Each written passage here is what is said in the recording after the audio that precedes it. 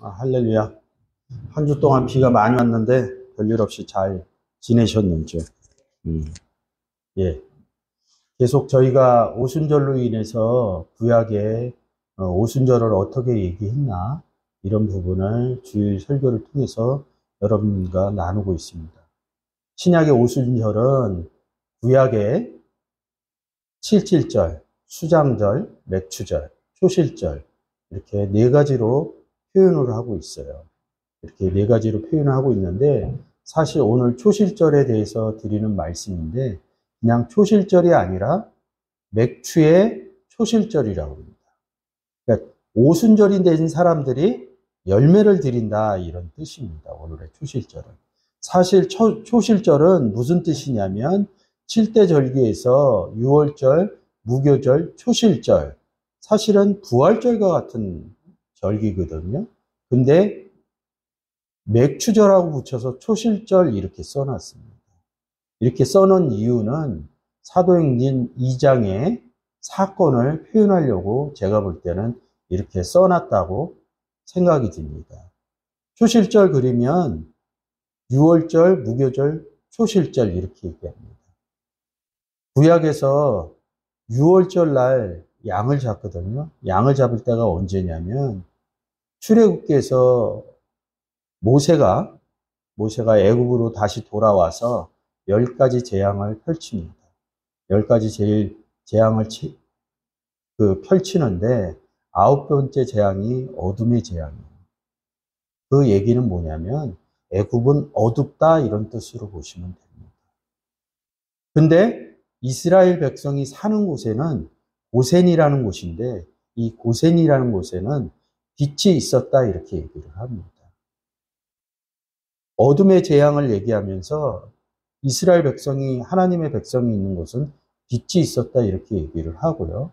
그 앞에 8가지 재앙 중에 2가지 재앙을 얘기를 하면서 고센 땅에는 재앙이 임하지 않는다고 이렇게 써 있습니다. 그 얘기는 뭐냐면 하나서부터 10가지 재앙까지 고센에는 재앙이 임하지를 않아요. 10가지 재앙, 10번째 재앙이 무엇이냐면 장자의 재앙입니다. 이 장자란 뭐냐 그러면 첫 열매하고 같습니다. 장자, 첫 열매, 이게 첫 열매에서 단어가 파생이 되는데 이 파생된 단어가 장자까지 나갑니다. 초실절에서. 그래서 장자의 재앙을 펼치는 겁니다. 여러분들이 알다시피 이 단어에는 2가지 뜻이 있어요. 긍정의 뜻과 부정의 뜻이 있습니다. 부정의 뜻에서 그러면 예수 그리스도를 우리가 맏아들이라고 그럽니다. 그러면 우리 쪽만 맏아들이 있다고 생각을 해요. 근데 성경 어디에도 예수가 없는 사람들한테 맏아들을 쓰지를 않아요. 그러니까 맏아들 딱 이렇게 하면서 생각을 하면 다른 데 안 써 있기 때문에 예수 그리스도 안에 들어간 사람들만 맏아들이다, 장자다 이렇게 생각을 한다. 근데 그렇지 않아요. 예수 그리스도 안에 안 들어온 사람 쪽에도 장자라는 개념이 있다는 거죠. 그래서 10번째 재앙이 장자의 재앙이에요. 그러니까 처음 장자를 다 죽였다 이렇게 얘기를 하니까 둘째, 셋째 아들은 안 죽인 거로 본다고요. 그렇지 않아요. 그 애굽 사람 중에 사실은 출애굽할 때 쫓아나오는 사람들이 있어요. 이스라엘 백성들만 나오는 게 아니라 애굽 사람들 중에 쫓아나온 사람들이 있다. 우리가 쉽게 얘기해서 예수 그리스도를 영접하기 전에는, 영접하고 나서는 이스라엘 사람이지만 영접하기 전에는 애굽 사람과 같아요. 그러면 우리가 예수 그리스도를 영접하기 이전에는 애굽의 장자였다는 거지. 그래서 애굽의 장자에 재앙을 내린 거예요, 사실은. 사실은 그렇게 해서 쫓아나온 애굽의 장자들은 복 받은 거죠. 재앙을 받은 게 아니라 복을 받은 거예요. 재앙이라는 단어를 풀었으면 말하다 이런 뜻으로 풀려요. 그러니까 10번씩이나 모세가 애굽 땅에 가서 얘기를 한 겁니다. 그러니까 10번이나 하나님에 대해서 얘기를 했는데 받지를 않았을 때 이 사람들은 재앙을 입었던 거예요. 재앙인 상태인 거예요. 받은 사람은 복을 받은 사람이죠. 그래서 10번째 재앙을 하면서 장자들을 죽이기 시작합니다. 누가요? 여호와 하나님. 신약으로 따지면 예수 그리스도입니다. 근데 로마서 6장에서 예수 그리스도를 영접할 때 그냥 죄와 허물로 죽었던 너희들을 살렸다 이렇게 얘기하지 않습니다. 에베소서 2장 1절에서는 죄와 허물 가운데 죽어있던 너희들을 살렸다 이렇게 바로 얘기를 하는데 로마서 6장에서는 그렇게 얘기하지 않아요. 죄와 허물 가운데 있었던 저주나무에 매달렸던 너희들에게 와서 함께 죽고 함께 살아났다 이렇게 얘기를 합니다. 그러니까 바로 살아나신 게 아니라 죽어있는 우리들에게 오셔서 같이 죽고 살아난 겁니다. 이게 바로 장자의 재앙이라는 거죠. 이 장자의 재앙을 보기 위해서는 로마서 6장의 내용들을 같이 보지 않으면 왜 장자를 죽였으며 출애굽을 했나 이런 것들이 잘 이해가 안 될 수도 있다는 거죠. 10번째 장자의 재앙을 하면서 무슨 사건이 바로 들어오냐면 유월절 사건이 들어옵니다. 유월절이 뭡니까? 양을 잡는 날입니다. 이 장자의 재앙이 임했다는 것은 뭐냐면 유월절 사건이 일어났다는 거죠.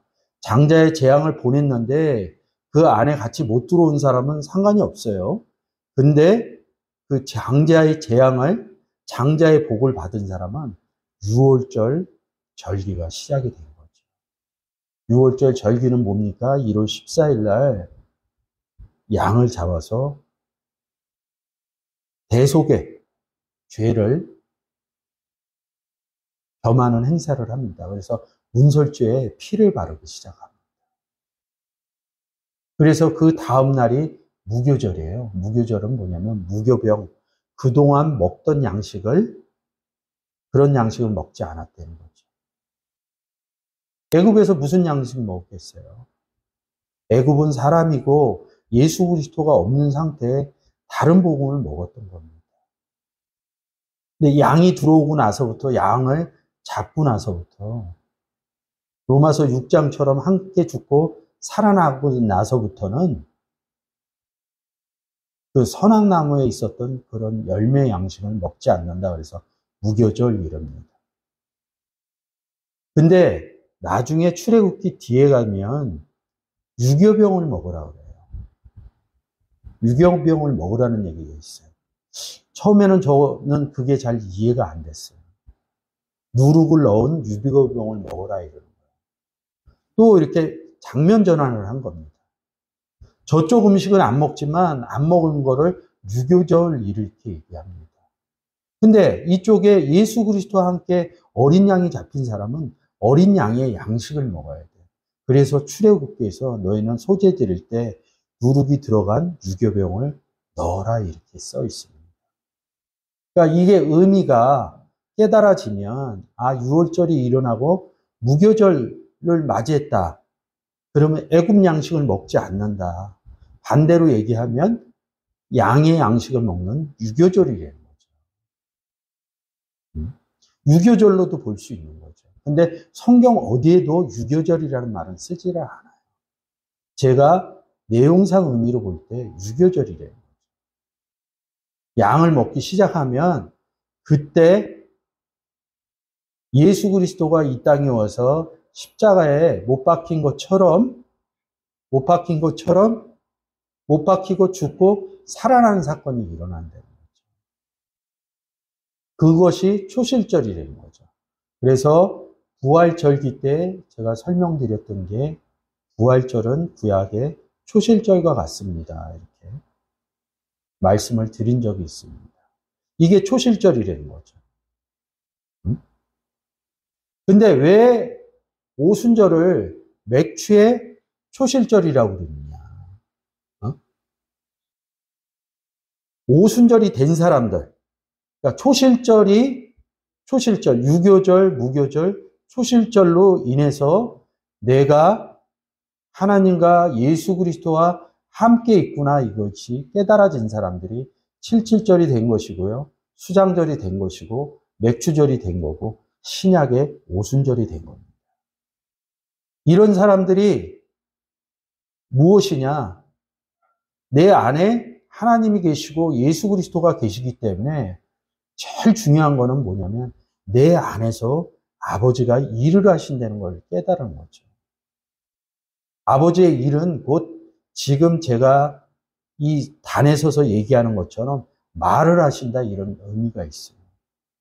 제가 전하는 게 아니라 오순절이 된 사람들은 아버지가 그날에는 너희 속에서 하나님이, 성령 하나님이 말씀을 하신다, 이런 내용하고 같다는 부분이죠. 그래서 이런 부분이 이루어지면 알고 있기 때문에, 아버지가 말하심을 알고 있기 때문에 나가서 복음 전하는 걸 두려워하지 않아요. 근데 그것을 모르면 베드로와 같이 두려워한다고요. 응? 베드로가 부인을 했잖아요. 대제사장집 뜰에서 부인을 했잖아요. 우리가 공부한 것처럼 그거를 예수 몰라요. 어렸을 때는 이렇게 봤지만 스데반 집사는 돌을 맞으면서 예수에 대해서 쭉 얘기를 한다고요. 왜? 오순절 이후에 스데반 집사 이름이 나오거든요. 그러니까 이 사람은 오순절이 된 사람들이거든요. 그 일곱 집사 얘기하는 거는 오순절이 된 사람들이에요. 내 안에서 하나님이 일하시고 말하심을 아는 거예요. 그래서 스데반 집사가 나팔을 불기 시작하는 겁니다. 그래서 사울이란 청년 앞에 옷도 던져놓는 얘기가 있고요. 이런 얘기가 있어요. 근데 베드로는 대제사장 집에서 부인을 해요. 그러니까 우리가 단면적으로 보면 너 예수 쫓아다니던 제자 아니냐? 죽을까 봐. 아니에요. 이런 뜻으로 받아들이니까 부인이라는 단어가 뭐예요? 말하다에 부정어가 들어가 있는 거죠. 흐레오에. 그럼 말하지 않았다는 거예요. 복음에 대해서 말하지 않았다는 거예요. 어리니까 얘기 못할 수뿐이 없어요. 그러니까 예수에 대해서 얘기를 못한 거야. 어떤 얘기를? 스데반처럼 쭉 사도행전 7장의 내용처럼 예수 그리스도가 누구를 계보를 통해서 오고 십자가에 죽고 살아나서 우리 마음 가운데 온다, 이런 거를 얘기할 수 없는 어린 나이였다는 거죠. 근데 오순절이 되고 나서는 어떻게 해요? 오순절이 되고 나서는 부형들아 그러면서 16개국에 온 사람들한테 얘기를 합니다. 이야기를 한다는 것은 뭐예요? 오순절날 성령이 임해서 깨달은 거예요. 아, 내 안에 아버지가 있고 예수 그리스도가 있고 내가 얘기하는 게 아니라 아버지가 얘기한다. 그건 아버지의 일이다. 내 속에서 성령 아버지가 얘기한다. 이거 다 담대하게 얘기하는 거예요. 죽음도 두렵지 않은 거예요. 담대하게 얘기하기 시작하는 거예요. 그러면서 예수에 대해서 쭉 얘기를 해요. 그 얘기를 하는 게 구약에는 유월절, 무교절, 초실절, 오순절, 나팔절, 속죄일, 장막절 이렇게 7개로 나눠놨는데 신약에 와서는 오순절 때 이 나머지 4절기를 다 해버려요. 오순절이 되면서 그냥 그 뒤에 나팔절, 속죄일, 장막절 이런 내용을 쓰지를 않아요. 왜? 구약의 7절기 얘기했던 것을 다 깨달아 버렸으니까 얘기할 필요가 없는 거예요. 신약에서는. 모르면 구약에 가서 6월절, 초실절, 아니 무교절, 초실절, 77절, 나팔절, 속죄일, 장막절 이거를 공부를 하고 와야 신약에 와서 깨달아진다는 얘기예요. 사실은 이런 절기를 공부한다는 거는 구약과 같은 거죠. 그래서 깨달아져서 나팔을 불기 시작을 했더니 16개국에 온 사람들이 그 얘기를 듣기 시작합니다. 그러면서 속죄가 일어나죠. 속죄가 일어났다는 것은 뭡니까? 죄사함을 받았다는 거예요. 죄사함을 받았다는 것은 뭐냐면 어린 양이 그 사람 속에 들어갔다는 거죠. 다시 그 사람한테 어린 양이 16개국에 모인 사람들한테 예수 그리스도를 영접하는 게 6월절에 양을 잡은 거하고 같거든요. 양을 잡고 무기절이 돼서 초실절이 된 거죠. 이 16개국 사람들이 초실절이 된 거죠. 그래서 사도행전 2장 41절 한번 열어보겠습니다.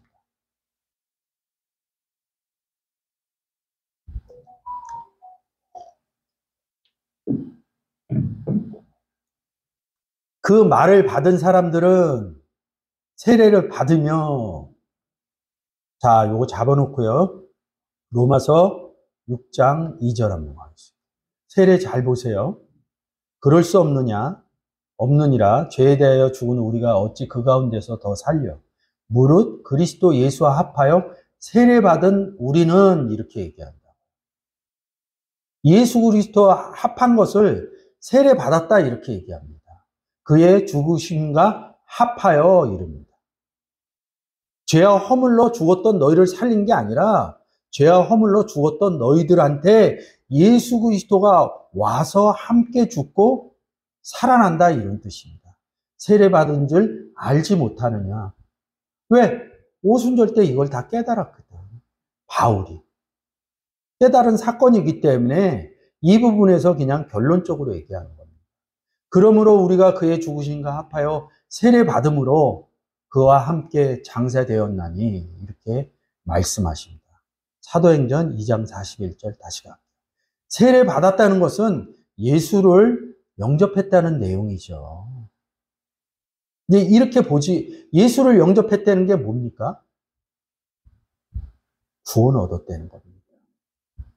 구원을 예수를 영접했다는 것은 뭐냐면 6월절이 됐다는 거예요.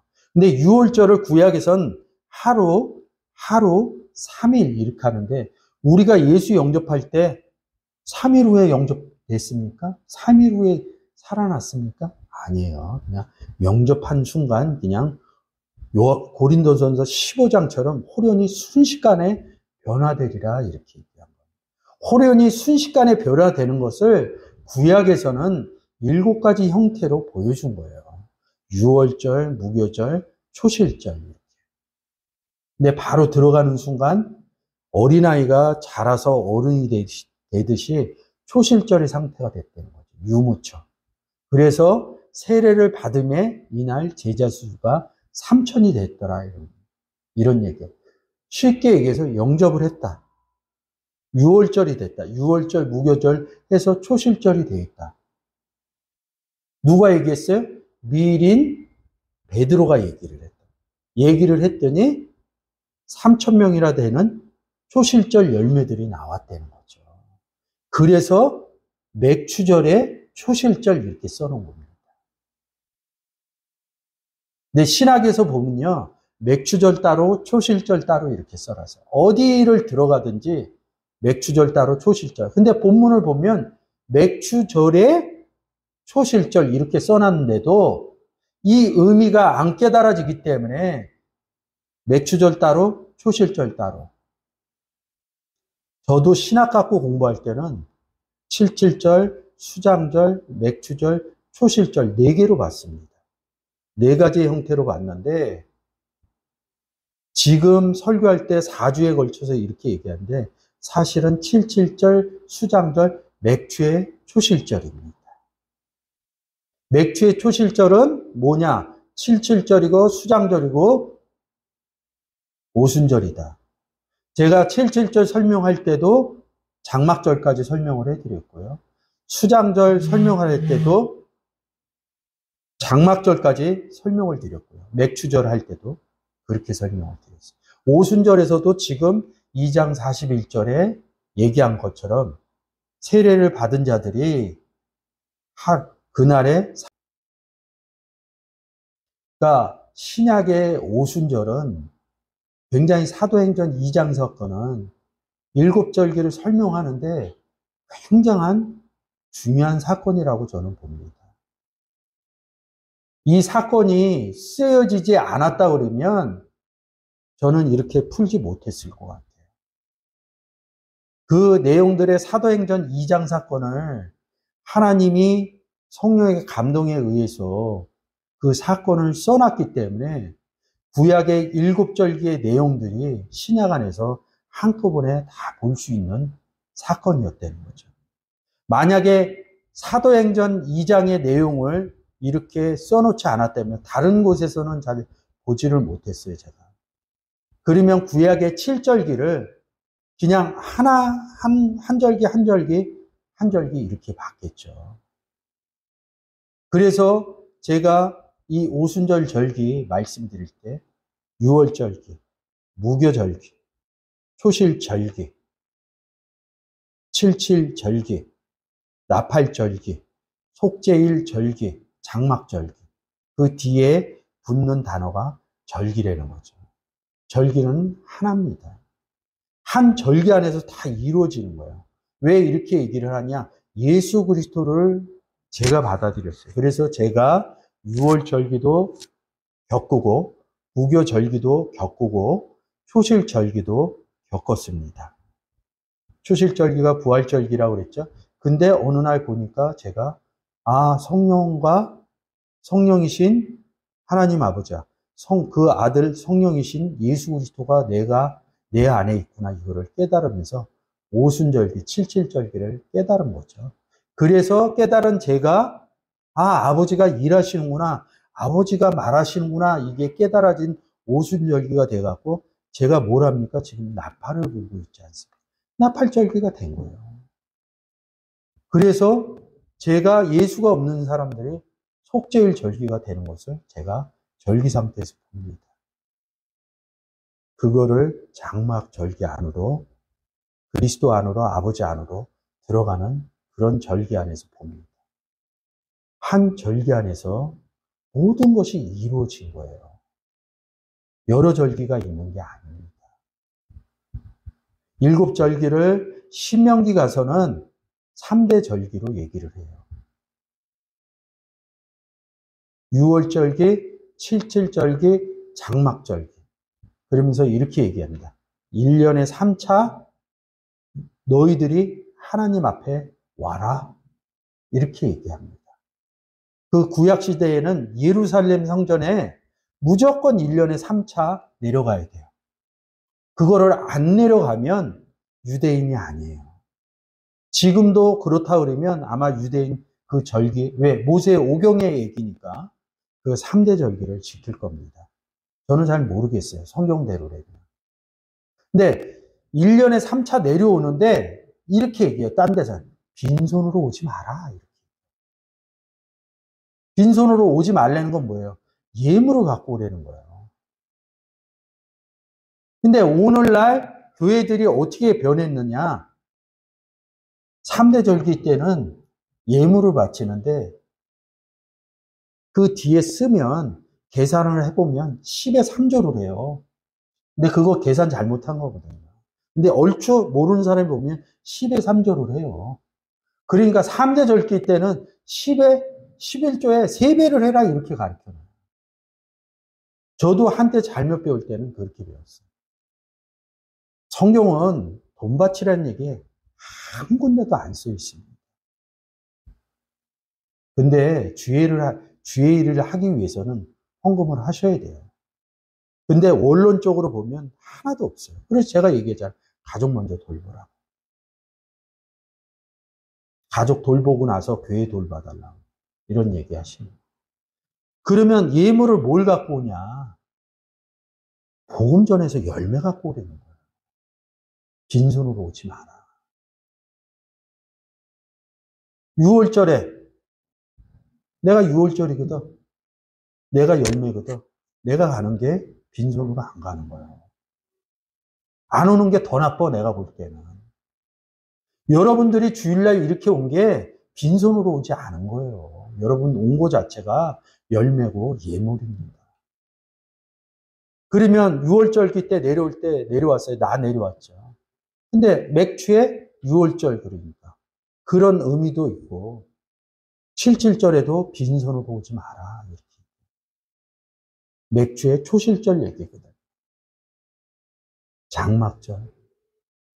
세 가지 의미가 이렇게 들어있다는 거죠. 그래서 신명기에서는 7절기를 3대 절기로 이렇게 되어 있습니다. 그러니까 6월절, 무교절, 초실절을 한데 묶어서 6월절이라고 그래요. 그리고 77절은 이렇게 네 가지가 있기 때문에 그냥 하나로. 왜? 77절 때 나팔 불고 속죄 일어나고 장막절까지 들어가는 걸 보기 때문에. 장막절은 뭐냐?